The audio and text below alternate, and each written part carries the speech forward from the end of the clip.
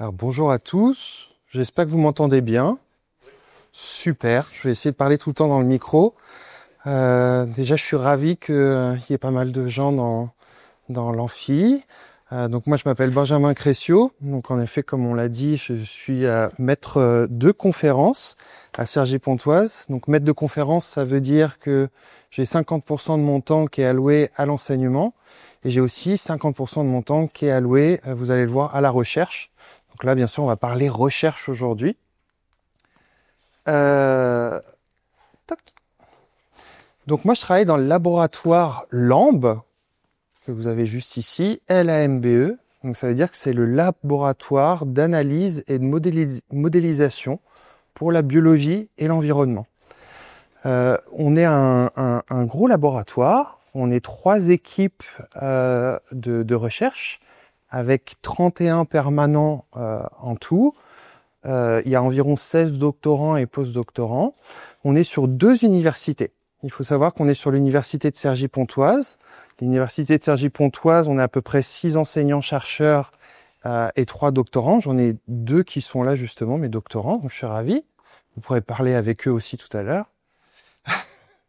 Et puis, du coup, on est sur l'université de Paris-Saclay, sur l'université de Cergy-Pontoise. C'est important de noter aussi qu'on a un laboratoire CNRS, donc le Centre national de la recherche scientifique.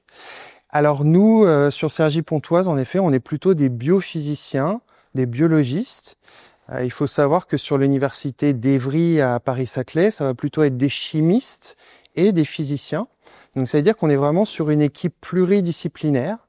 Et on collabore ensemble sur pas mal de sujets.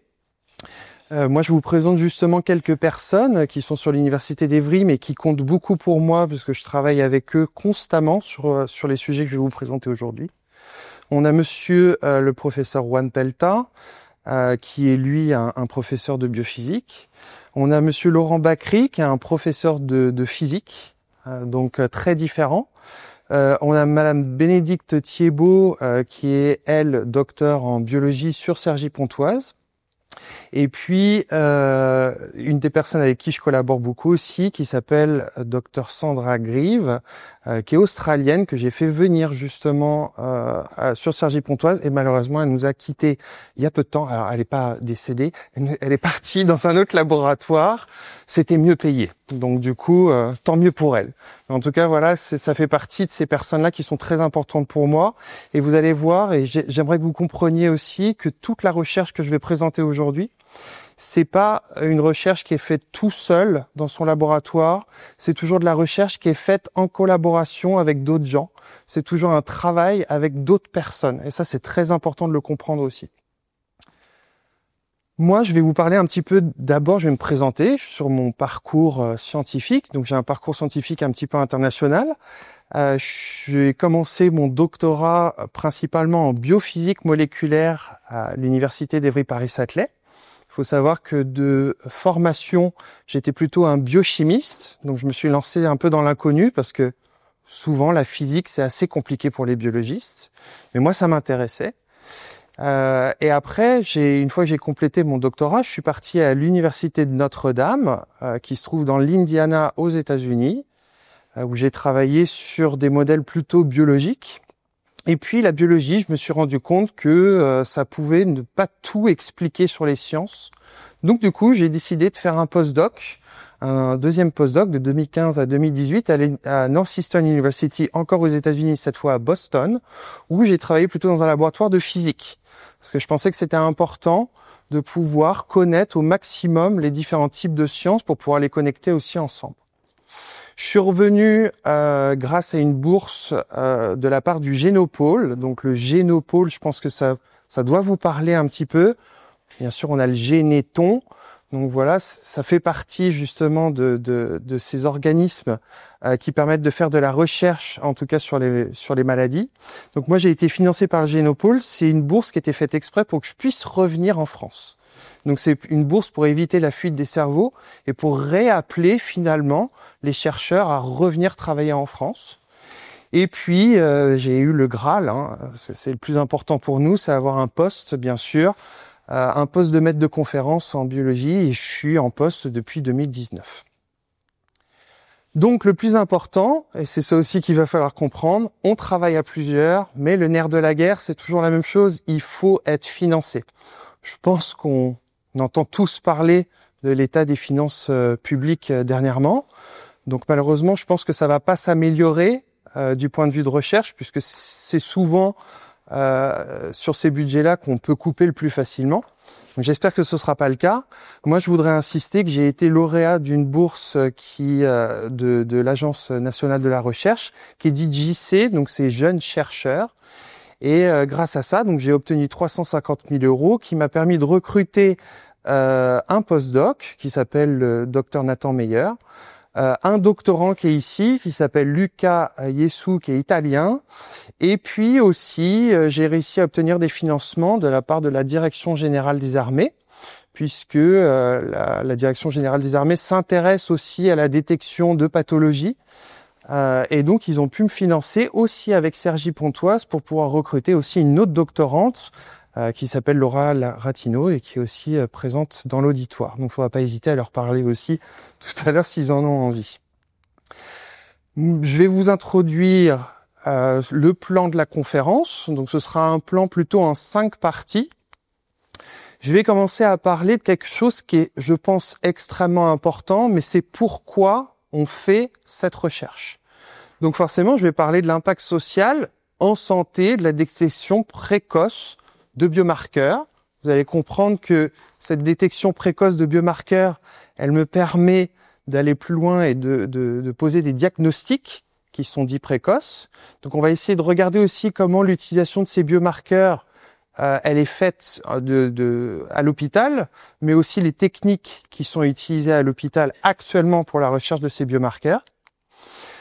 On regardera bien sûr, je pense que c'est le titre majoritaire de mon talk, de ma conférence, c'est que j'utilise un outil qui s'appelle les nanopores. Donc forcément, je vais introduire les nanopores et on va essayer de comprendre comment ça fonctionne. Vous allez voir, c'est très simple. Pas de problème là-dessus. Je vais vous donner aussi des exemples de détection de biomarqueurs pour le diagnostic justement de maladies. Ça, c'est vraiment ce qu'on fera dans le laboratoire et ce qu'on fait dans le laboratoire actuellement. Et puis, je vais ouvrir aussi le sujet parce que vous allez voir que finalement, ces nanopores, ils peuvent être utiles sur plein d'aspects sociaux et surtout, on va voir qu'ils peuvent être aussi utiles pour la transition écologique. Donc aujourd'hui, ce sera vraiment une conférence qui s'étalera sur plusieurs types de domaines scientifiques. Alors déjà, on va tous se poser la question qui est la question de base, c'est pourquoi on doit détecter précocement des maladies, et je vais commencer par des maladies qui sont dites chroniques. On sait, d'après les Nations Unies, donc c'est très important aussi, tout mon oral est basé sur des faits scientifiques, des faits qui sont avérés, et dès que vous verrez une petite partie en orange, ce sera la source bibliographique que j'ai utilisée pour faire cette conférence.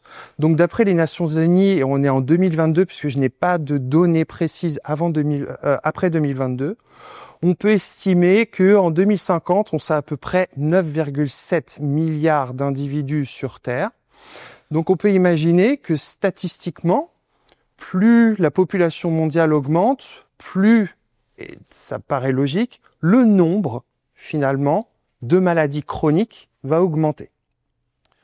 On a un deuxième problème majoritaire mondial, on a un vieillissement général de la population. Donc là encore, ce sont des données de 2022. On peut attendre 435 millions de personnes en 2050 qui vont avoir plus de 80 ans. Je pense que c'est à peu près logique pour tout le monde aussi, qu'à partir du moment où on dépasse un certain âge, on va avoir une augmentation de la proportion de maladies chroniques et d'autres maladies aussi.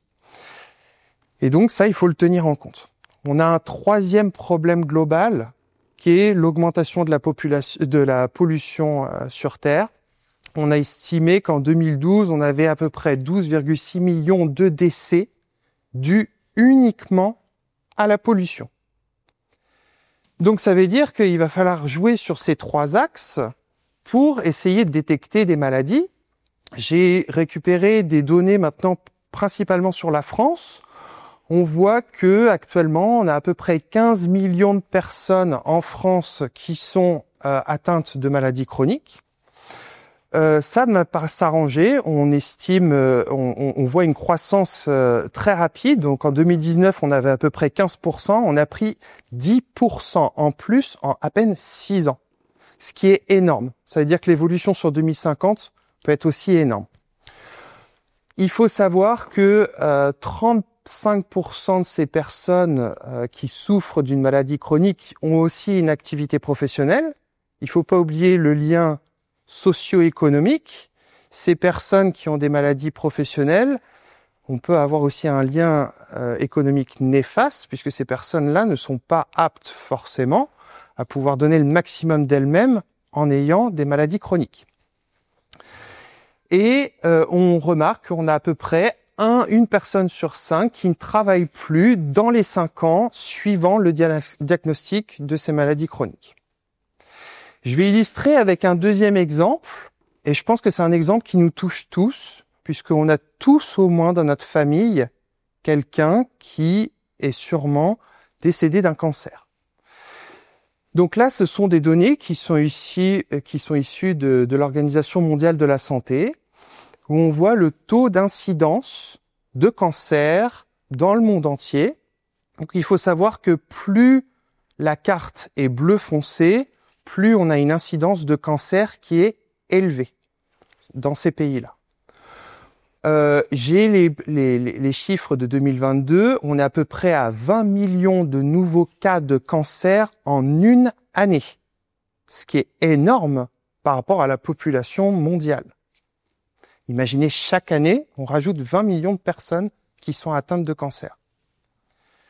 On voit qu'on a des inégalités sur cette carte. Il y a des choses qui m'ont un peu frappé. Je m'attendais à ce que on n'ait pas un taux aussi élevé, en tout cas en Europe ou en Amérique du Nord. Il faut savoir qu'on a bien sûr des liens avec sûrement la population, l'obésité, les facteurs environnementaux, par exemple, comme l'utilisation de tabac, ou l'alcool. Donc ça, il faut le mettre il faut prendre connaissance de ça aussi pour expliquer tous ces nouveaux cas de cancer. Maintenant, si on regarde un petit peu les chiffres au niveau de la mortalité, alors là, on se rend compte que c'est un petit peu mieux pour la France. Malgré ces disparités qu'on a, on a quand même 9,7 millions de personnes qui sont décédées en 2022. Et il faut savoir que sur Terre, on a une personne sur 6 qui va mourir d'un cancer. Moi, ce chiffre me paraît énorme. Vraiment. On voit qu'on a des disparités aussi. On se rend compte que finalement, la Russie, qui était un pays avec une incidence de cancer assez haute, on voit que le taux de mortalité est très élevé.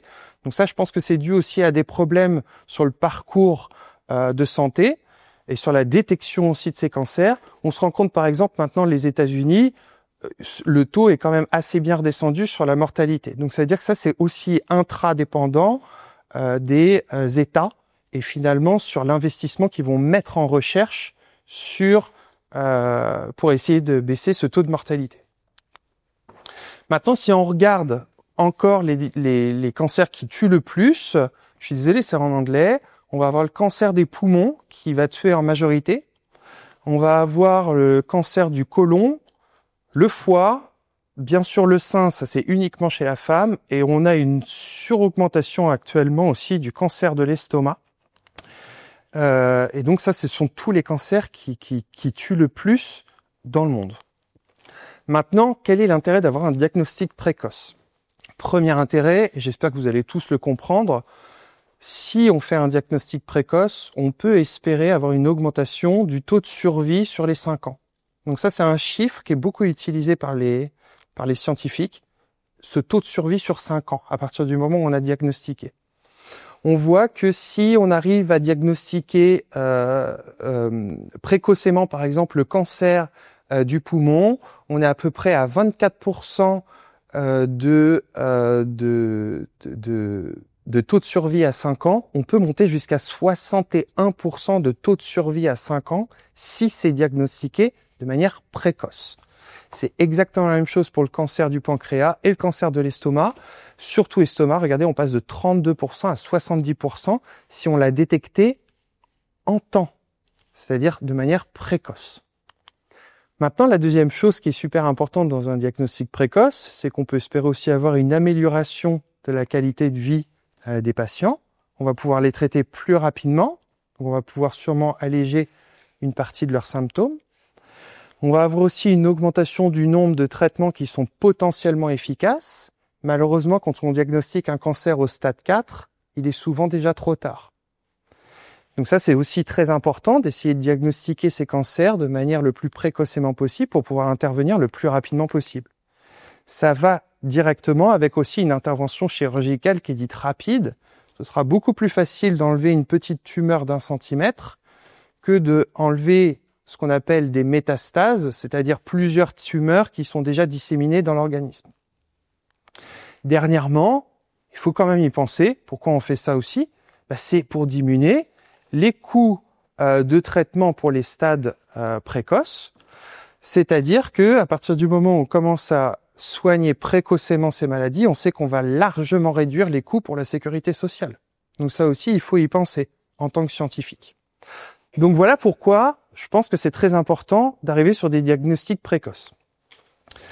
Ce diagnostic précoce, il va nous amener aussi très rapidement sur l'idée d'une médecine personnalisée.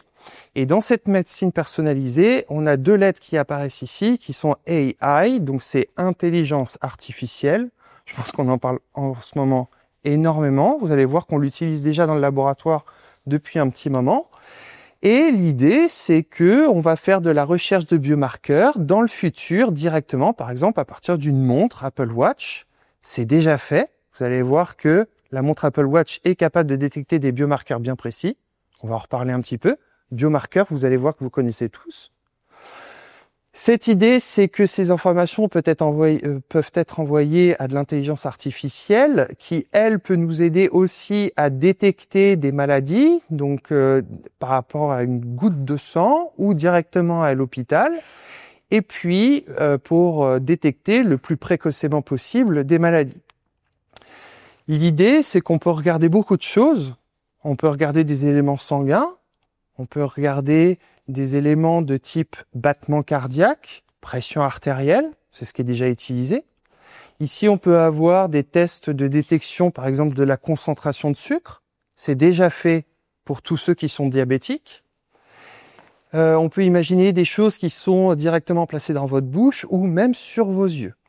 Donc tout ça, c'est important de comprendre que on est dans une révolution technologique qui va nous permettre vraiment de faire de l'analyse en direct de votre état de santé. Alors, qu'est-ce que c'est qu'un biomarqueur ? Un biomarqueur, on va commencer par la définition toute simple. C'est une caractéristique biologique qui est mesurée et qui permet de distinguer un état physiologique qui est dit normal d'un état pathologique ou d'une réponse à une thérapie. Je pense que vous connaissez tous une quantité de biomarqueurs qui est énorme. On va commencer par le moment où vous faites une prise de sang. Sachez que quand vous faites une prise de sang, la première chose qu'on regarde, ce sont des biomarqueurs. On va regarder votre taux de sucre. Votre taux de sucre, par exemple, c'est un biomarqueur pour vous indiquer si, potentiellement, vous seriez diabétique ou non. On peut avoir les tests PCR. On a eu beaucoup de tests PCR. Il faut savoir que quand on faisait un test PCR pour le Covid, on était en train de détecter la présence d'un virus. Si on détecte la présence d'un virus, c'est un biomarqueur. Êtes-vous infecté ou non ? Dès que vous allez chez le médecin va vous prendre votre pression artérielle. C'est un biomarqueur de maladie cardiovasculaire. Est-ce que vous faites de l'hypertension ou pas, par exemple ? Enfin, et ça, je pense que ça s'est démocratisé aussi, on fait de plus en plus de tests génétiques. On va aller regarder dans votre ADN le code qui y est caché. Et est-ce que ce code, finalement, va pouvoir vous dire si vous êtes atteint d'une maladie, par exemple génétique ou non ? Donc, si on regarde la recherche de ces biomarqueurs, on va toujours faire une recherche de biomarqueurs dans des biofluides ou des fluides biologiques. Ici, j'en ai mis quelques-uns. Bien sûr, il en existe d'autres. On a l'habitude, nous, d'aller faire une recherche de biomarqueurs, comme je vous l'ai dit, quand vous faites une prise de sang. Donc, ce sera directement dans le sang. On peut faire aussi des recherches dans les urines, dans la salive, dans les larmes. Je pourrais parler de liquide céphalorachidien aussi, c'est-à-dire le liquide dans lequel baigne votre cerveau. On pourrait faire des ponctions. Tout ça, ce sont des fluides qui sont dits biologiques. Et maintenant, qu'est-ce qu'on peut faire à partir de ces fluides-là quand on vous les prend? On peut faire donc, premièrement, des analyses qui sont dites génomiques. Génomique, ça veut dire qu'on va aller regarder votre génome, on va aller regarder votre ADN et on va essayer de comprendre si dans votre ADN, on a des séquences qui sont dites suspectes, qui pourraient montrer, par exemple, certaines mutations à l'origine, par exemple, de certains cancers. On peut faire aussi des analyses métaboliques. Donc là, c'est ce que j'ai dit tout à l'heure. On peut regarder votre taux de glucose. Votre taux de glucose, ça va vous donner une information si vous êtes diabétique ou non. On peut faire des analyses épigénétiques. Alors là, ça commence à se complexifier un petit peu du point de vue biologie. Il faut savoir que votre génome, il est continuellement modifié. Il a des petites modifications chimiques. Donc le long de l'ADN, vous avez des petites modifications chimiques. Et ça va permettre à certains gènes d'être surexprimés ou sous-exprimés aussi. Donc il y a beaucoup d'analyses qui sont faites aussi là-dessus et qui peuvent servir de biomarqueurs. Et puis, on a la transcriptomique. Il faut savoir que tous vos gènes sont transcrits, j'espère que ça va pas être nouveau pour vous, en ARN messager. Donc ça, ce sont des messagers qui vont permettre de coder ensuite pour des protéines. Donc la dernière analyse, ça va être plutôt de la protéomique. Moi, je vais beaucoup me concentrer sur la protéomique aujourd'hui parce que c'est là-dessus que je suis spécialisé et c'est là-dessus qu'il y a énormément de demandes scientifiques actuellement. Donc, pour rappel, une analyse génomique, on va regarder votre ADN. L'ADN, c'est 2 brins et c'est un code à 4 lettres. Donc, c'est A, T, C ou G. Donc, ça veut dire quand on fait une analyse génomique, on va regarder le placement de toutes ces petites lettres les unes après les autres. Ça va nous donner des indications sur les gènes. Il y a un deuxième niveau, comme je vous ai dit, qui est le transcriptomique, c'est-à-dire qu'on est des ARN messagers. Votre ADN est transcrit en ARN messager avec toujours un code à 4 lettres. Donc c'est plus ou moins facile à lire et à détecter. Maintenant, on va rentrer dans une nouvelle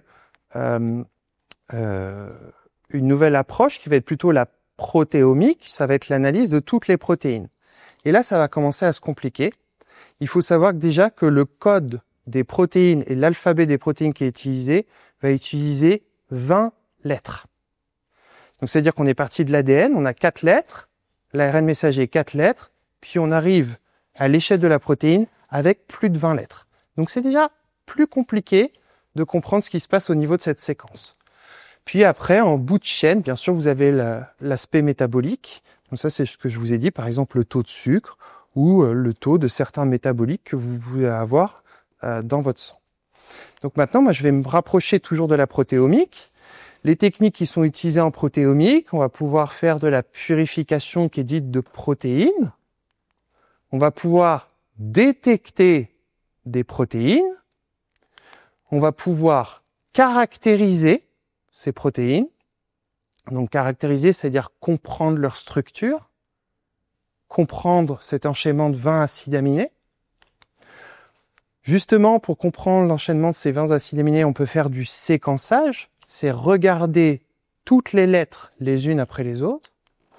On peut quantifier, c'est-à-dire le fait de détecter ne permet pas forcément de quantifier. Détecter, c'est juste dire oui, c'est là, non, c'est pas là. Quantifier, maintenant, ça va vouloir dire que la protéine est présente à telle concentration. Exactement comme ce que vous avez sur vos analyses de sang. On a toujours des chiffres qui apparaissent. C'est une quantification. Puis, on peut faire aussi des analyses structurelles, c'est-à-dire essayer de comprendre si ces molécules dans l'espace, elles ont des conformations différentes qui pourraient finalement affecter ou engendrer certaines maladies. Donc moi, je vais encore me placer dans ce niveau-là. On va essayer de comprendre que ces études-là sont très importantes de détection, de caractérisation, de quantification et d'analyse structurelle. Donc maintenant, je continue de rentrer dans le sujet petit à petit.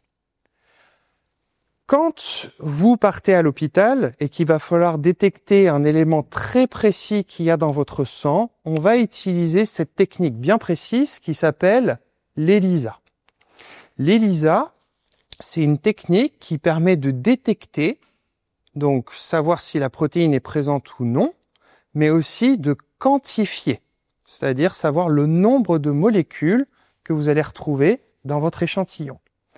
Ça va utiliser des anticorps. J'espère que tout le monde sait ce que c'est que des anticorps. Ce sont des éléments qui sont fabriqués par votre système immunitaire et qui sont là pour défendre votre organisme d'attaque, par exemple, de virus ou de bactéries. Il faut savoir qu'en biologie, on les utilise beaucoup parce que ces anticorps, ils reconnaissent très spécifiquement des protéines. Et le fait de reconnaître cette protéine, ils peuvent attraper cette protéine.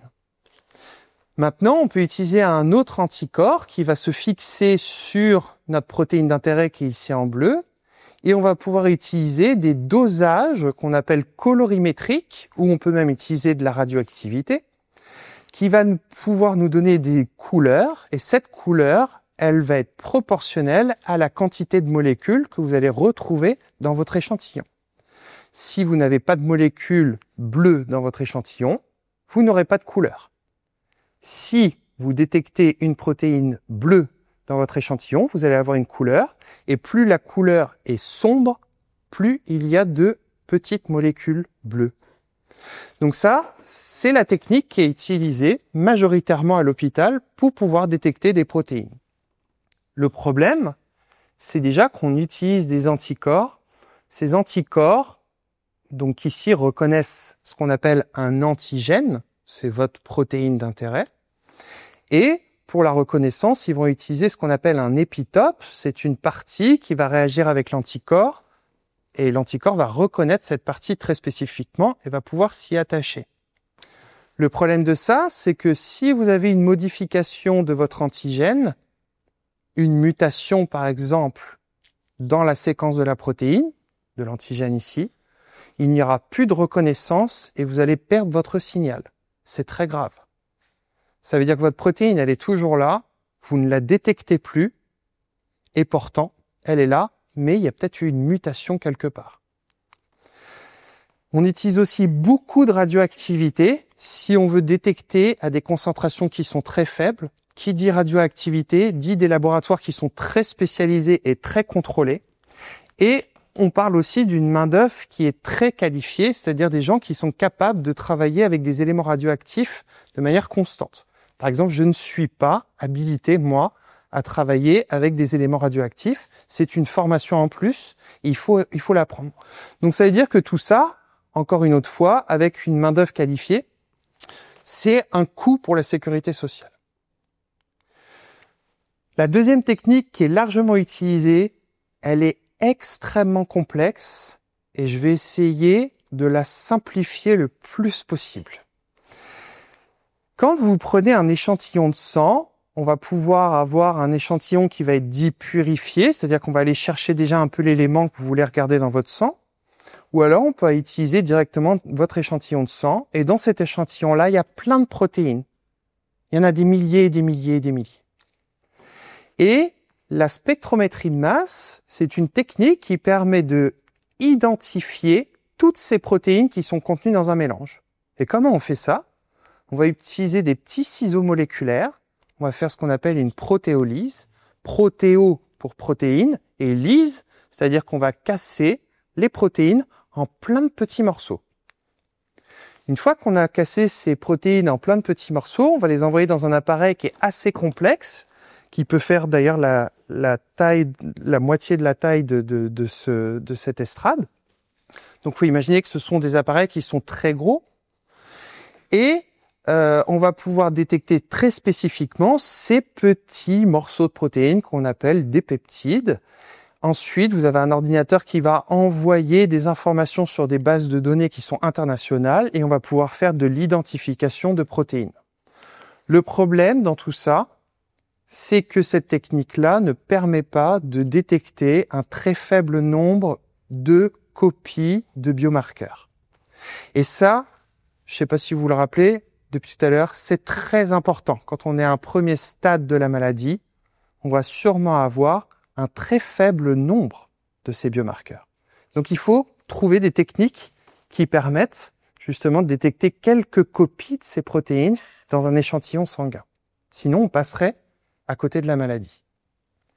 Ça utilise des appareils qui sont très très coûteux, c'est 1 million d'euros par machine minimum.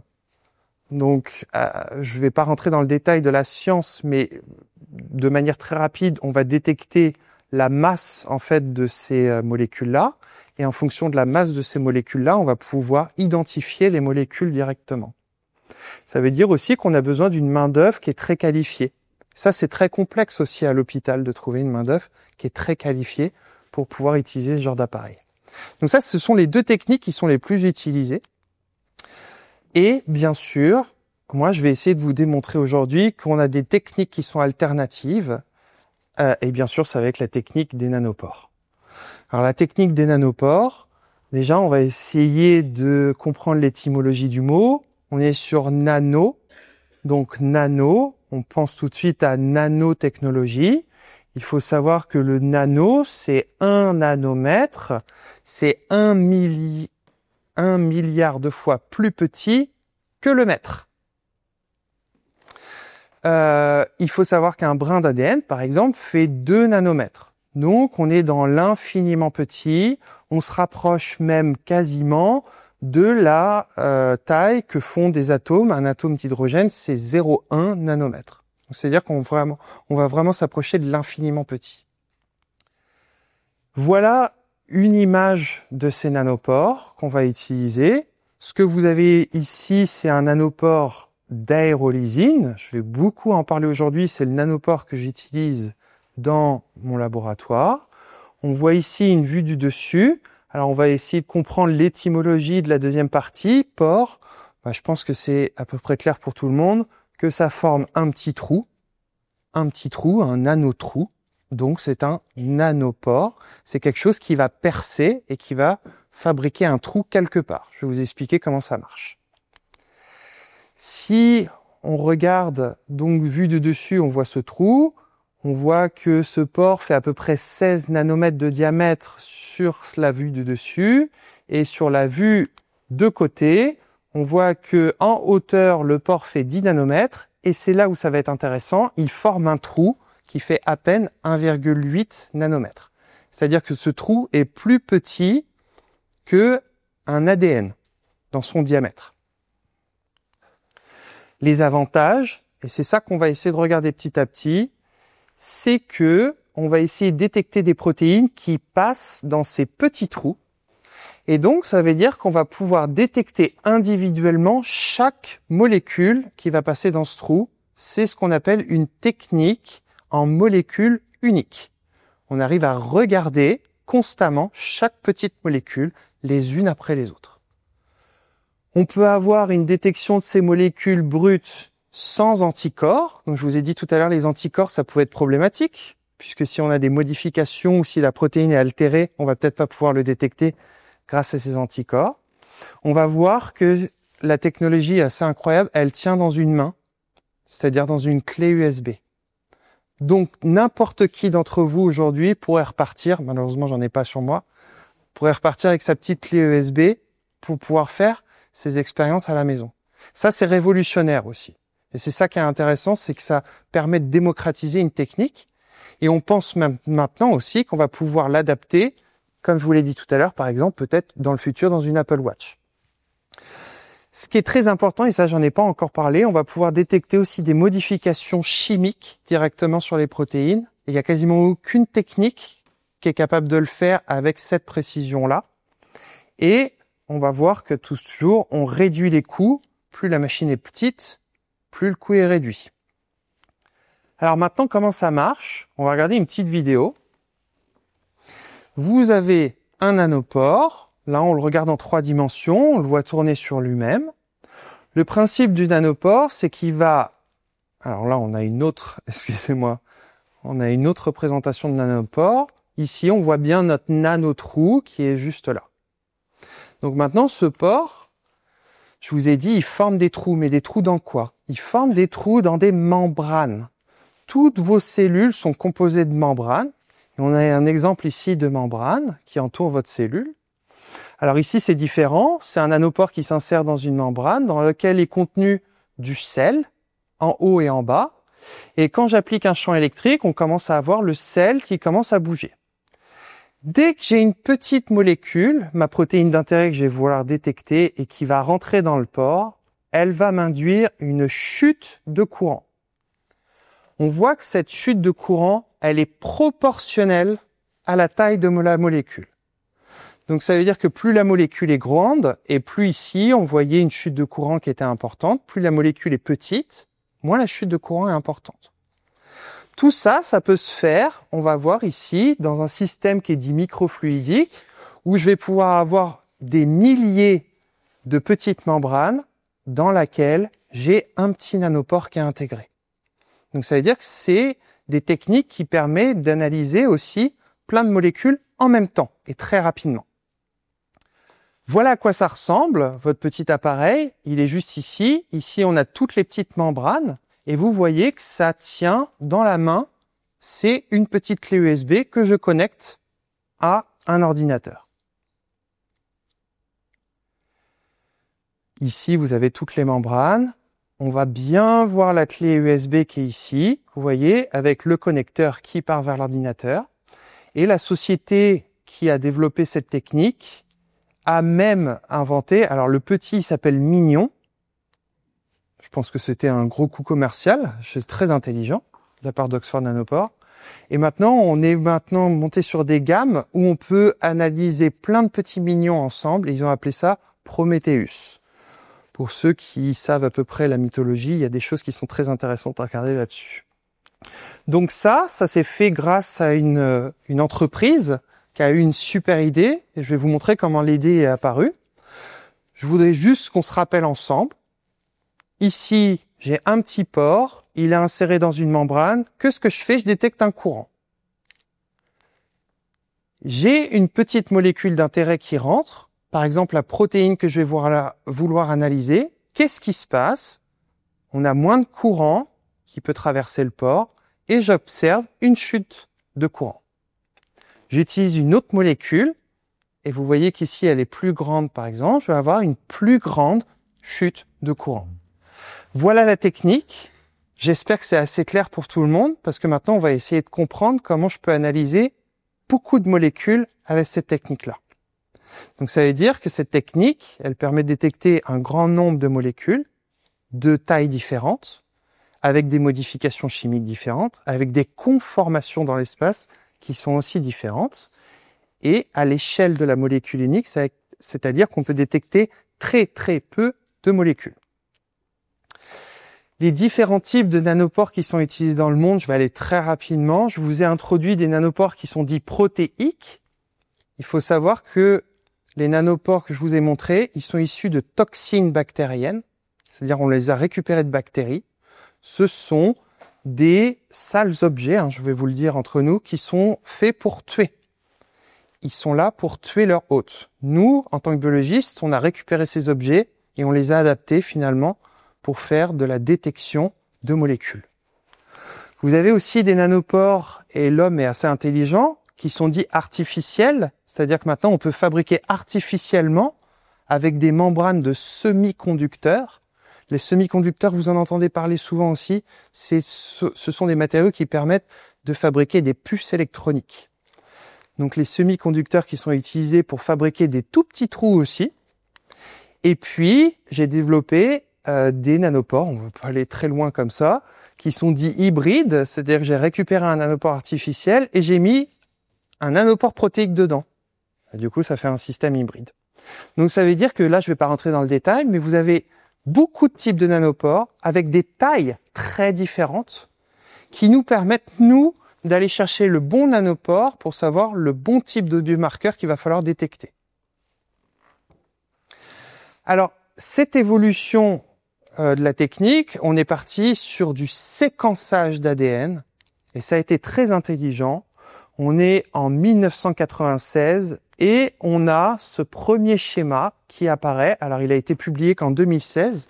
Il a été publié en 2016 parce qu'il y avait des raisons financières énormes et même de voir au prix Nobel. Donc, c'est-à-dire que les gens se sont un peu battus pour dire c'est moi le premier, puisque vous savez, les scientifiques ont des égos surdimensionnés.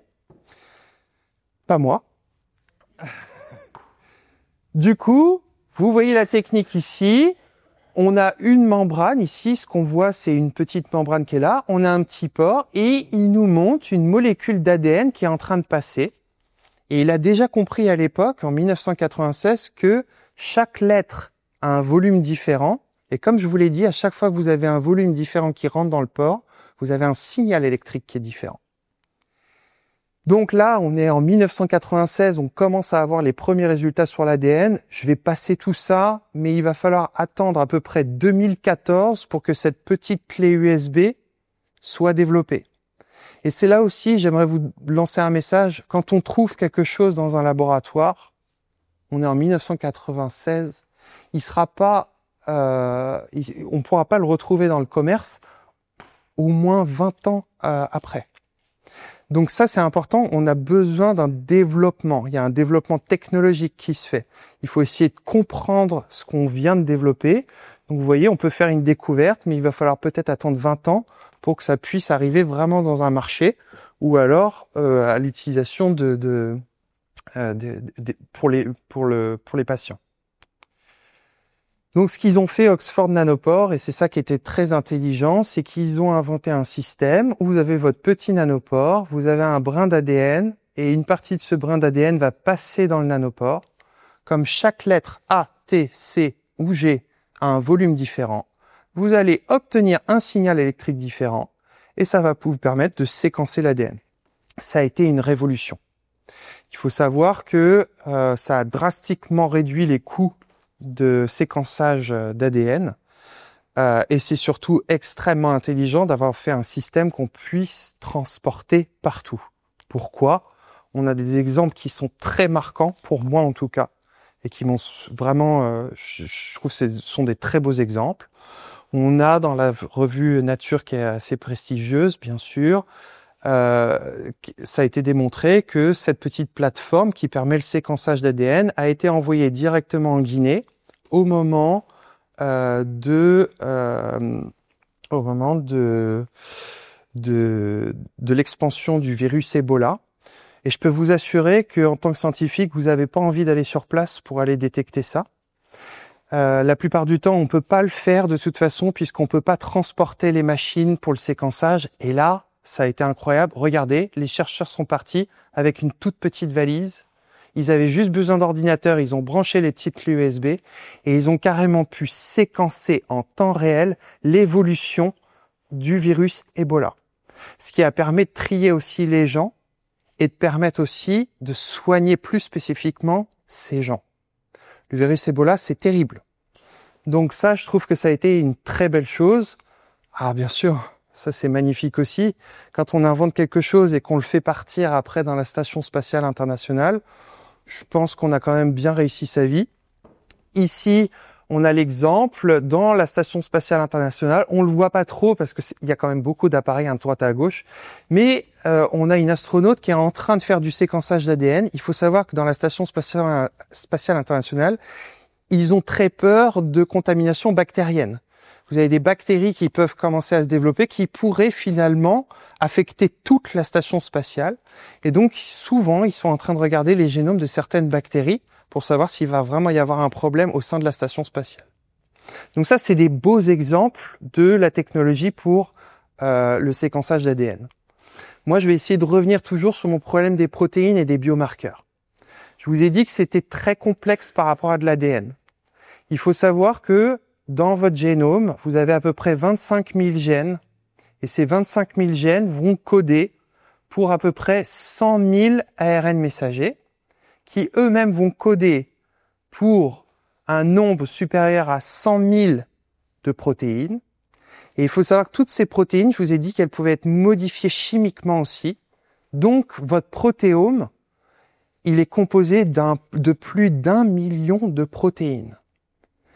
Et c'est logique. Je vous ai dit que l'ADN, on avait un code à 4 chiffres. Maintenant, avec les protéines, j'ai un code à 20 chiffres, ou 20 lettres, excusez-moi.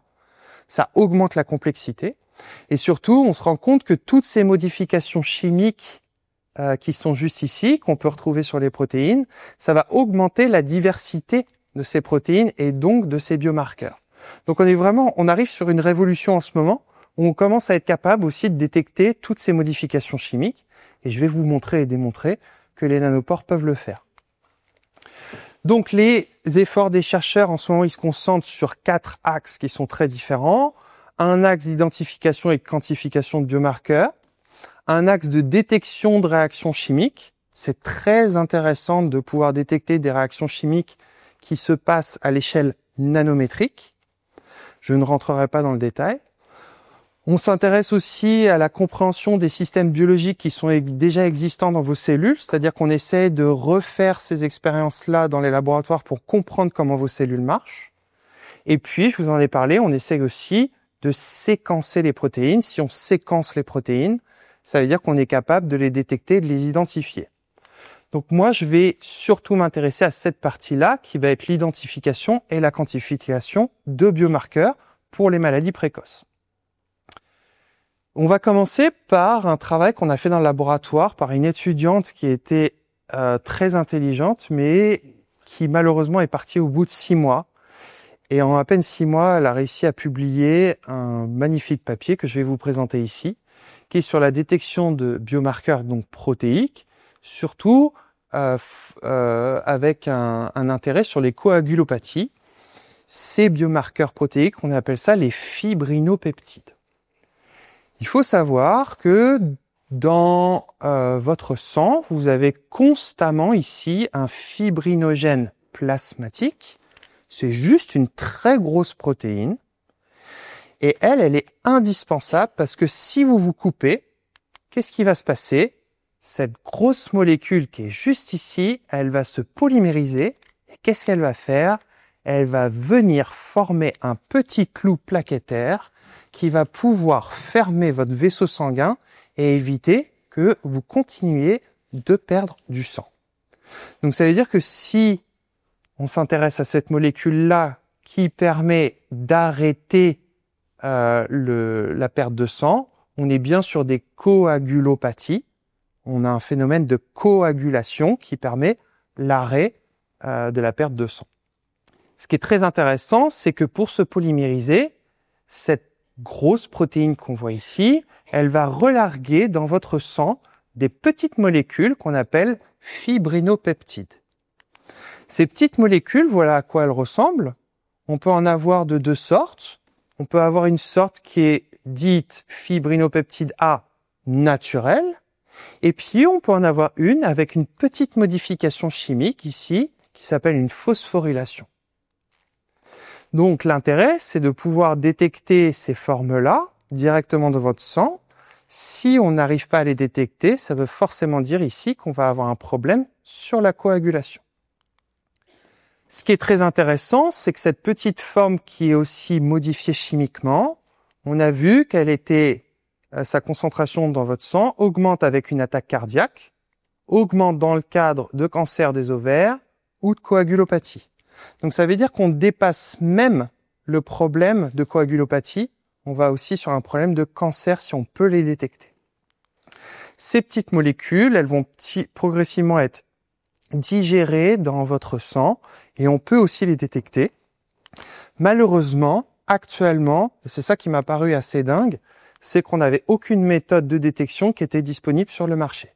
Donc ça veut dire que les médecins savent très bien que ces petites molécules peuvent servir de biomarqueurs, mais aucun chercheur s'était encore intéressé à pouvoir détecter toutes ces formes. Donc c'est ce qu'on a fait, bien sûr. Donc ici, on voit les séquences en acides aminés de la forme normale, phosphorylée, et puis d'autres séquences qui ont perdu certains acides aminés. Voilà un exemple de trace de courant que je vais obtenir quand je vais faire par exemple l'analyse de la molécule fibrinopeptide A. On voit bien qu'on a des chutes de courant et on a l'impression que ces chutes de courant vont à peu près toutes s'arrêter par exemple sur un certain niveau de courant ici. J'analyse progressivement toutes mes petites molécules et là on voit que la forme phosphorylée, qui a une petite modification chimique, et j'espère que tout le monde peut apprécier la différence, on voit déjà que les chutes de courant ne sont pas les mêmes. Est-ce que tout le monde voit bien ça ou il faut que j'insiste sur le fait que la chute de courant est vraiment différente? On voit par exemple ici que les chutes de courant sont plus longues que cette forme-là. Et pourtant, imaginez, on a juste une toute petite modification chimique de différence dessus. Donc ça veut dire qu'on est déjà en train de montrer qu'on est capable de discerner ces deux molécules-là, dont la molécule qui était modifiée et qui permet de faire un diagnostic de l'attaque cardiaque, du cancer de l'ovaire ou des coagulopathies. On continue, on analyse beaucoup de molécules, toutes les petites molécules que je vous ai présentées. On voit qu'à chaque fois, ma réponse est très différente sur le courant.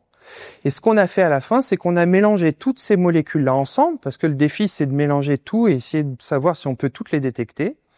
Et on s'est rendu compte que, en fonction du niveau de blocage, donc c'est la chute de courant, la hauteur de la chute de courant, ou le temps que ça prend en chute de courant, on était capable de détecter et de différencier toutes ces différentes molécules-là.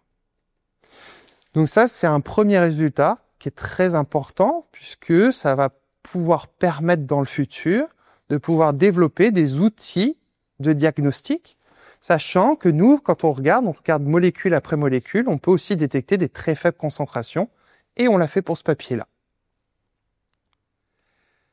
Maintenant, il y a Laura Ratino, qui est ma doctorante, qui aussi a travaillé en à peine 6 mois sur un projet pendant son stage, et elle a fait un travail qui est assez exceptionnel aussi. Je peux vous assurer que faire une publication en 6 mois, c'est assez compliqué. La plupart du temps, c'est minimum 1 an de travail avant qu'on puisse publier quelque chose.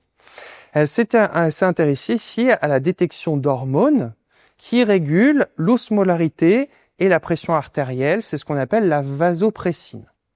Ça, c'est une hormone qui est assez importante. C'est une hormone qui va être relarguée par l'hypophyse postérieure qu'on va retrouver dans le cerveau. Et cette petite hormone, elle va pouvoir, par exemple, augmenter la vasoconstriction de vos vaisseaux, ou alors augmenter la réabsorption d'eau par le rein, c'est-à-dire que le rein va renvoyer de l'eau vers votre système sanguin, et le fait de faire ça, on va avoir une augmentation de la pression artérielle. C'est un super biomarqueur de la pression artérielle. Donc ça veut dire qu'on pourrait utiliser aussi ces molécules-là dans le futur. Alors, on peut le faire par pression en faisant la pression artérielle chez le médecin, mais ça veut dire que là, on pourrait peut-être aussi avoir des détails dont on n'a absolument pas la connaissance actuellement.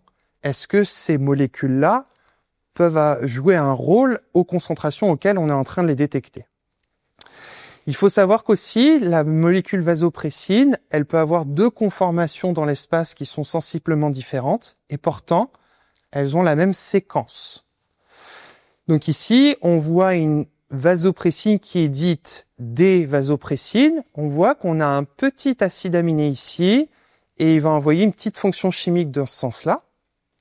Et je peux avoir une L-vasopressine avec le même acide aminé, mais cette fois qui va envoyer une petite modification chimique dans l'autre sens.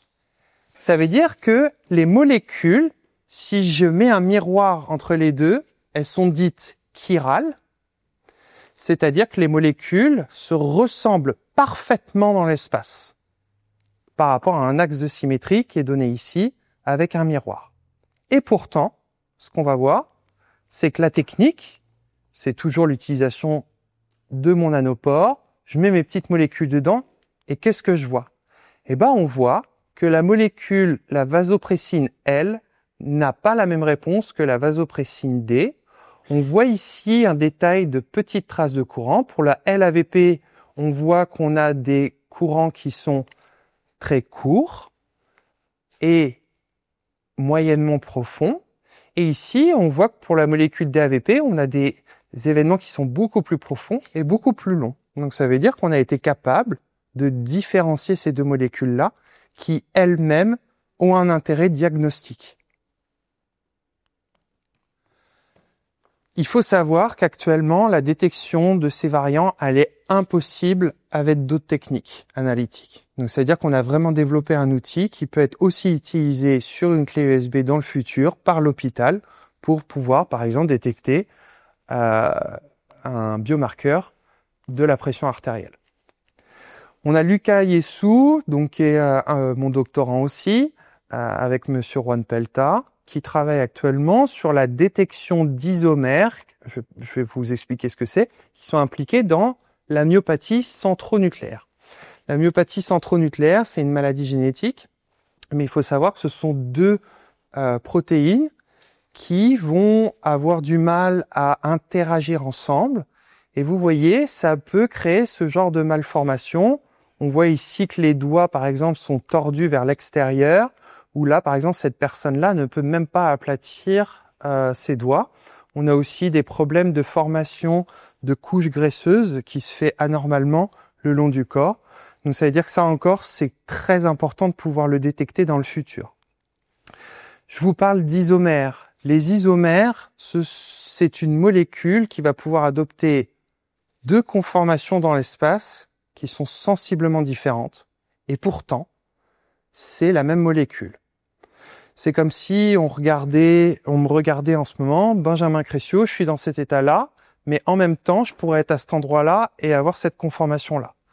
Ça veut dire que dans l'espace, est-ce qu'on est capable de détecter ces changements conformationnels qui induisent ce genre de pathologie? Donc on utilise toujours notre petit nanopore, on fait passer des petits peptides à l'intérieur et on essaye de regarder l'endroit ici qui est entouré en rouge pour savoir si on peut détecter justement ce problème d'isomérisation. Je ne vais pas rentrer dans le détail parce que c'est un papier qui est assez compliqué, mais il va falloir me croire sur parole, on peut le faire. Et on peut le faire avec beaucoup de détails, c'est-à-dire on a pu même détecter que la forme trans qui est juste au-dessus, on pouvait la retrouver à 61%, alors que la forme 6 à 39%. Et ça, je pense que ça va vraiment révolutionner maintenant aussi des outils de tests diagnostiques, puisque là, on est sur des molécules qui sont sensiblement les mêmes, mais pourtant qui n'ont pas la même conformation dans l'espace. Alors, on arrive à un moment assez complexe de mon talk. Et là, c'est vraiment assez compliqué, mais on arrive à dépasser ce problème-là. Je vous ai parlé de détection de molécules, mais toutes ces molécules, on les retrouve pas dans le sang. C'est-à-dire que moi, je les ai testées dans un laboratoire. Ces molécules-là, elles sont pures. Le problème, c'est est-ce qu'on peut détecter toutes les molécules dont je vous ai parlé, mais cette fois dans un échantillon de sang? Il faut savoir que l'échantillon de sang, il est très, très, très compliqué. Vous avez un échantillon de sang ici qui a été centrifugé. C'est-à-dire qu'on l'a fait passer dans une centrifugeuse pour augmenter la gravité et on peut séparer les éléments qu'on retrouve dans le sang. Ils font toujours ça quand vous allez faire une prise de sang. On va retrouver dans le bas du tube toutes les cellules qui composent, ce sont des érythrocytes, ce sont vos globules rouges qui transportent votre oxygène. Puis après, dans une autre partie, on va retrouver le plasma. Il faut savoir que le plasma, il est composé à 55% du volume total d'un échantillon de sang. Et dans ce plasma, on va avoir énormément de composés. On va avoir de l'eau, des protéines, des globulines, ce sont des anticorps dont je vous ai parlé tout à l'heure, le fibrinogène, la molécule dont je vous ai parlé, qui permet la coagulation. On va avoir des protéines qui sont dites régulatrices, des hormones, des enzymes, beaucoup de choses. Donc ça veut dire que maintenant on doit être capable de trouver une aiguille finalement dans une boîte de foin. Et c'est ça le problème. C'est comment être capable de détecter cette toute petite molécule qui est en train de se balader dans un volume qui est énorme. Et c'est ça que je vais vous présenter maintenant. Donc ça a été publié en 2023. C'est un travail que j'ai fait avec Sandra Grieve, je vous ai dit, qui est revenue d'Australie.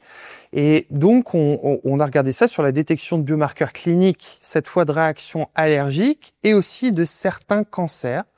Alors, on a par exemple le cancer de la prostate. Si vous avez par exemple la bradykinin, cette molécule-là qui évolue en termes de concentration, on peut l'utiliser comme biomarqueur. On peut avoir par rapport à la bradykinin un biomarqueur qui est aussi pour la fonction cardiaque. On peut avoir pour la vasodilatation. Donc c'est vraiment un biomarqueur qui est central et qui est extrêmement intéressant. Mais encore une fois, qu'il n'est pas utilisé à l'hôpital, puisqu'on n'a aucun test qui permet de détecter ces molécules-là. Pourquoi c'est compliqué de détecter ces molécules-là ? Ces petites molécules ici qui sont la bradykinine, et je vais parler de désarginine bradykinine, on voit que ce sont deux petits peptides qui diffèrent seulement par un acide aminé. Tous les anticorps dont je vous ai parlé depuis tout à l'heure, voilà une de leurs limitations. Ils ne pourront pas faire la différence entre une molécule qui fait 9 acides aminés ou une molécule qui fait 8 acides aminés. C'est-à-dire que votre anticorps va peut-être reconnaître les deux types de molécules. Et si on veut un interdiagnostic, il faut pouvoir séparer ces deux molécules, puisque ces deux molécules elles-mêmes ont des fonctions cellulaires très précises. Alors c'est ce qu'on a fait. On a utilisé du sérum. Donc le sérum, c'est comme le plasma. Donc c'est l'endroit où devrait se retrouver cette bradykinine. On l'a mis dans notre nanopore. Et ici, on n'a utilisé que 2% de sérum. Donc c'est un tout petit volume. Et puis on a essayé de savoir si on pouvait détecter mes petits peptides directement à partir de cet échantillon de sang. Et il faut savoir qu'on peut le faire. Donc là, vous avez des petites traces. Tous les éléments qui sont assez longs, c'est de la bradykinine. Et on a aussi été capable de faire la différence avec la désarginine bradykinine. Alors ça, c'est sur le papier, mais est-ce qu'on peut pas aller plus loin ? Il faut savoir que on utilise dans le laboratoire, bien sûr, l'intelligence artificielle pour nous aider. Parce que, je vais revenir sur cette diapo là 2 secondes, il fut une époque où il fallait qu'on soit juste derrière notre petite trace de courant et qu'on compte nous-mêmes. Au moment où il n'y avait pas forcément d'ordinateur assez puissant pour faire de l'analyse statistique. Maintenant, on a des outils d'IA qui sont là pour nous aider, donc d'intelligence artificielle. Ce qu'on a fait, c'est qu'on a demandé à l'ordinateur et on lui a donné des informations et on a fait du machine learning. Ça veut dire que l'ordinateur va apprendre par lui-même à reconnaître des molécules. Donc ici, l'ordinateur nous a dit, tiens, moi j'ai repéré dans vos traces de courant 4 types d'événements électriques. Il nous a dit un type 0, un type 1, un type 2 et un type 3. On s'est rendu compte que le type 0 et type 1 n'étaient pas du tout intéressants, mais par contre que notre type 2 correspondait parfaitement à de la bradykinine et que notre type 3 correspondait parfaitement à de la désarginine bradykinine. Donc ça veut dire que maintenant, je peux donner ma trace de courant à un ordinateur et l'ordinateur va me dire très précisément à cet endroit-là, c'est votre molécule qui est intéressante. Donc là, on ouvre des perspectives qui sont énormes. C'est-à-dire que je peux faire mon expérience, je donne l'information à l'ordinateur me donne directement un résultat. Faut pas avoir peur de l'intelligence artificielle. Voilà comment l'intelligence artificielle va pouvoir nous aider, nous, en tant que scientifiques, en tout cas. Je pense que les scientifiques, ça va beaucoup les aider. Un dernier exemple sur la détection d'un biomarqueur qui s'appelle l'ocytocine. Alors l'ocytocine, c'est une hormone qu'on connaît depuis très longtemps. Mesdames, quand vous allez faire un accouchement, il faut savoir que vous avez un gros pic d'ocytocine, c'est normal. Ça va être une hormone qui va être très importante au moment de l'accouchement, mais aussi au niveau de la lactation, c'est-à-dire qu'au moment où vous allez donner du lait à votre enfant. On s'est rendu compte que son rôle serait très intéressant dans les liens sociaux, et on se rend compte petit à petit que c'est ce qu'on appelle, vulgairement maintenant, l'hormone de l'amour, du lien social et de la confiance. Alors, pourquoi du lien social et de la confiance ? Il s'avère que on pourrait avoir des modifications de l'expression de cette molécule dans le cadre de dépression. C'est aussi énormément montré maintenant dans tous les cas de schizophrénie et on pense même que ça pourra avoir un effet au niveau des comportements autistiques. Donc, imaginez quel biomarqueur c'est. On pourrait détecter directement, par exemple, au lieu de se poser toujours la question, est-ce que mon enfant est autiste? On pourrait peut-être avoir, par exemple, et inventer un système qui nous permettrait de prédire un score, par exemple, d'autisme. On n'a aucun moyen de détecter ces molécules actuellement de manière très précise dans un échantillon de sang.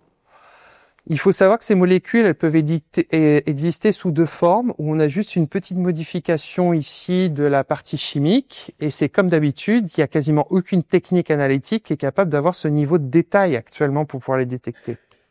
Donc nous, c'est ce qu'on a fait. Bien sûr, on a vu que la molécule en rouge, qui est l'ocytocine, a des courants de blocage qui sont très caractéristiques par rapport à l'autre molécule qui s'appelle OXTFA. Vous voyez que les blocages sont beaucoup plus longs et ça nous a permis de différencier vraiment ces deux molécules-là, en tout cas dans un échantillon. Maintenant, si on veut essayer d'aller plus loin, je vous ai dit qu'il fallait qu'on puisse détecter ces molécules en très faible concentration. Donc actuellement, on travaille sur la modification de notre nanopore et en changeant certains acides aminés, je ne vais pas rentrer dans le détail parce que c'est très complexe, on peut attirer plus de molécules à l'intérieur. Si j'attire plus de molécules à l'intérieur de mon pore, ça veut dire que j'ai un niveau de détection qui augmente. Et je vais pouvoir détecter plus facilement un très faible nombre de molécules. Donc là, on travaille là-dessus aussi, et c'est une publication qui va être soumise, je pense, dans 2 semaines à ce journal qui s'appelle ACS Nano. Alors, je vais finir mon talk, ma conférence, sur une ouverture, bien sûr, parce qu'aujourd'hui, j'ai parlé qu'un d'un aspect des nanopores, un aspect qui est vraiment santé, un aspect sur le diagnostic précoce. Mais il faut savoir que j'ai aussi travaillé sur cette technique pour répondre à d'autres enjeux sociétaux. On a un enjeu sociétal qui est énorme, qui, par exemple, est la production d'énergie et le stockage d'énergie. Vous le savez tous, il faut qu'on se libère des énergies fossiles. Et pour se libérer des énergies fossiles, on doit utiliser des énergies qui sont dites renouvelables, mais malheureusement, on ne peut pas stocker cette énergie renouvelable. Et c'est un véritable problème actuel. On a un deuxième problème aussi, on a des problèmes environnementaux, c'est-à-dire est-ce qu'on peut détecter aussi assez facilement, comme on le fait avec des biomarqueurs, des molécules qui sont dangereuses pour l'organisme. J'ai encore vu hier aux informations sur France 2 la détection des PFAS, ce qu'on appelle, vous savez, toutes nos poils téphales qui sont recouvertes de ces molécules, qui sont finalement des molécules qui ne se dégradent pas dans l'environnement, qui sont des polluants éternels. Est-ce qu'on ne pourrait pas utiliser aussi ce genre de technique, peut-être pour les filtrer, pour les détecter plus facilement dans des échantillons de tous les jours avec notre petite clé USB et que chacun puisse le faire à la maison aussi? C'est ça qui est important. C'est la démocratisation de nos recherches. Alors, sur les aspects énergie, il faut savoir que je travaille toujours avec le Collège de France, avec Jean-Marie Tarascon, qui a une chaire de chimie au Collège de France et qui est en train de développer les batteries du futur pour le stockage de l'énergie. Les batteries du futur, ce sont des batteries qui sont à base de lithium et de soufre. Le lithium et le soufre, ce sont des éléments que vous allez retrouver partout sur Terre et qui peuvent être recyclables à l'infini. Le problème, c'est que quand ils font marcher ces batteries, ils se sont rendus compte qu'il y avait des petites molécules parasites qui commencent à se former petit à petit à l'intérieur de la batterie et qui vont venir se poser sur l'une des électrodes. Et le problème de se poser sur l'une des électrodes, c'est que ça va pacifier l'électrode progressivement et la capacité de la batterie va diminuer, ce qui n'a plus aucun intérêt puisque normalement ces batteries du futur doivent avoir des capacités qui sont bien supérieures aux batteries lithium-ion qu'on utilise tous actuellement. Donc on a un problème conceptuel du fonctionnement de ces batteries. Bien sûr, j'arrive avec mes petits nanopores à la rescousse. J'ai dit, moi je vais proposer un truc, c'est super intéressant. Je vais utiliser un petit nanopore et je vais utiliser une molécule qui s'appelle une cyclodextrine. Alors, la cyclodextrine, c'est un petit sucre. Et vous voyez, c'est un petit sucre comme ça qui forme une petite cavité. Et l'intérêt de ces cyclodextrines, c'est qu'elles adorent récupérer d'autres molécules et les piéger à l'intérieur.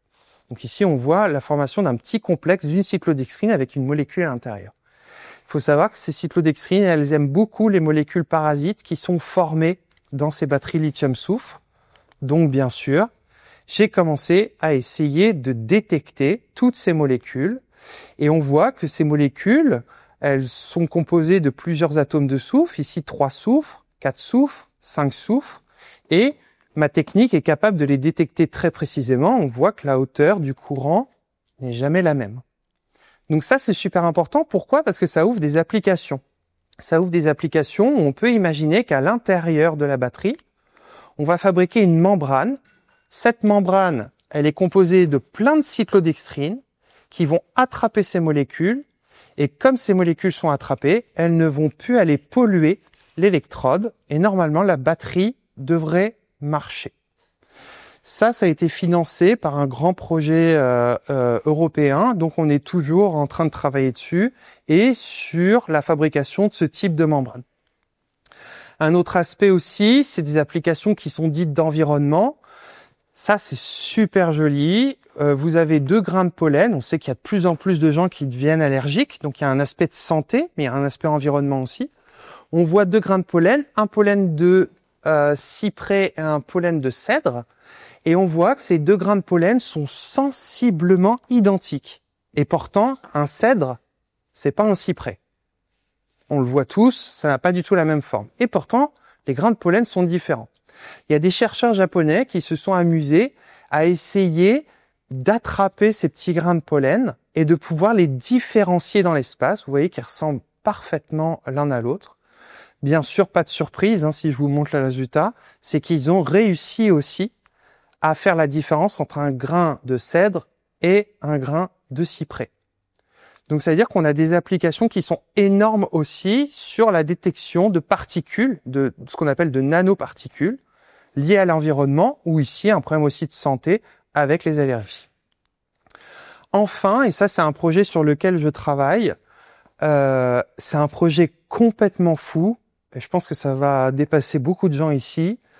On utilise maintenant des nanopores pour stocker de l'information. Pourquoi on veut stocker de l'information? On a un véritable problème actuellement de stockage de données.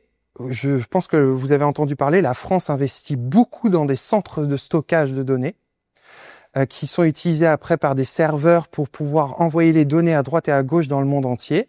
Sauf qu'on s'est rendu compte qu'on utilisait beaucoup d'électricité, des fois, pour des données qui sont absolument pas du tout utiles. Donc ici, on travaille avec l'INRA, qui veut stocker des données qu'on appelle froides, c'est-à-dire des données dont on n'a pas besoin d'aller accéder tous les jours. Et principalement, ça va être des données qui appartiennent à l'Europe, à l'Union européenne. Donc l'idée, ça va être d'encoder quelque part, vous allez comprendre très rapidement où, de l'information. Alors ici, on reconnaît mes petites lettres, A, G, C, T. On va essayer de coder de l'information dans de l'ADN. Donc l'idée, c'est qu'on va mettre un code binaire à l'intérieur de votre ADN. Je vais pouvoir synthétiser mon ADN et je vais pouvoir le stocker. Le stockage, il est ultra important. Il y a des études qui ont été faites où on aimerait arriver à stocker l'information dans ces toutes petites capsules.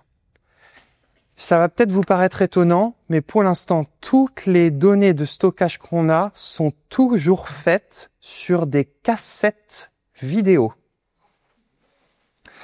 Ces cassettes vidéo ont à peu près 5 ans de durée de vie, c'est-à-dire qu'il va falloir réenregistrer continuellement ces cassettes vidéo pour garder la donnée dans le temps. Imaginons que j'utilise maintenant un brin d'ADN. Je le mets dans cette petite capsule. Je pourrais avoir une durée de vie de mon information de 1 million d'années. Donc, normalement, on sera plus là. Je pense qu'il y aura plus de Terre non plus. On verra, je serai plus là pour le savoir. Mais vous avez compris, l'idée maintenant, ce serait de récupérer cette petite capsule, de le mettre dans notre clé USB, et hop, on arrive à séquencer le code qui est contenu dans l'ADN, et on retrouve par décodage un code par exemple binaire qui va pouvoir nous donner de l'information. Donc ça, c'est un projet ici qui utilisera par exemple la technologie Oxford Nanopore. Et c'est un projet qui est financé par France 2030. Ça s'appelle Molecule Archive. Et c'est un projet où la France est la France uniquement va mettre 20 millions d'euros sur 7 ans. C'est beaucoup d'argent pour les chercheurs. Donc on est très contents. Pour conclure, j'espère que vous avez à peu près tous apprécié cette idée d'importance du diagnostic précoce et de médecine personnalisée. On a des données. Ces données, il faut qu'on aille chercher des biomarqueurs. Ces biomarqueurs, ils aident les docteurs à donner une décision. Et je vous ai un petit peu introduit cette partie-là aussi où l'intelligence artificielle va aussi nous aider pour la détection de biomarqueurs et une aide à la décision pour le personnel hospitalier. La deuxième partie, bien sûr, c'est que les nanopores, ce sont des outils qui sont surpuissants. J'ai mis puissants, mais je pense qu'on peut les surpuissants, mais c'est parce que je suis passionné, pour identifier et détecter des biomarqueurs protéiques. Donc il y a une vraie révolution qui est en train de se faire. On avait la révolution de 2014 sur le séquençage d'ADN. On arrive sur une vraie révolution actuellement. On peut imaginer votre petite clé USB, une petite goutte de sang à la maison, et ça peut vous prédire peut-être un cancer. Donc ça, on espère arriver là. Je vous ai montré pas mal de biomarqueurs qu'on a analysés. Il y en a énormément d'autres biomarqueurs. Donc bien sûr, c'est le travail de toute une vie. Mais j'ai pas trop envie de faire ça toute ma vie, c'est-à-dire prendre toutes les molécules qui existent sur la Terre pour pouvoir les analyser. Je pense que je vais dévier quand même au bout d'un moment. Il faut que ça soit des choses un peu novatrices. Par exemple, le stockage d'informations moléculaires, c'est très novateur. Je vais sûrement me diriger par là. Je vais laisser les autres travailler là-dessus. J'espère que je vous ai convaincu aussi qu'on commence à avoir une ouverture sur les transitions écologiques avec cette technique qu'on n'aurait pas pu imaginer en 1996. Donc ici, stockage d'énergie, problème d'environnement, problème de détection de polluants. Il y a vraiment des ouvertures énormes qui sont en train de se faire et c'est très, très, très prometteur. Bien sûr, à la fin, je dois remercier les personnes avec qui je travaille. N'oubliez pas, c'est un travail qu'on fait tous ensemble. On est tous en train d'interagir ensemble. Je vais commencer à remercier l'Université de Cergy-Pontoise de m'avoir invité à présenter mes travaux de recherche. Je voudrais remercier aussi l'ANR, l'Agence nationale de la recherche, qui a pu me donner de l'argent pour pouvoir recruter, par exemple, mes 2 postdocs et postdoctorants. Je remercie les membres du laboratoire LAMP, dont Bénédicte Thiebaud, Laura Ratino, Nathan Meyer, Lucas Yessou, Juan Pelta, Laurent Bacry.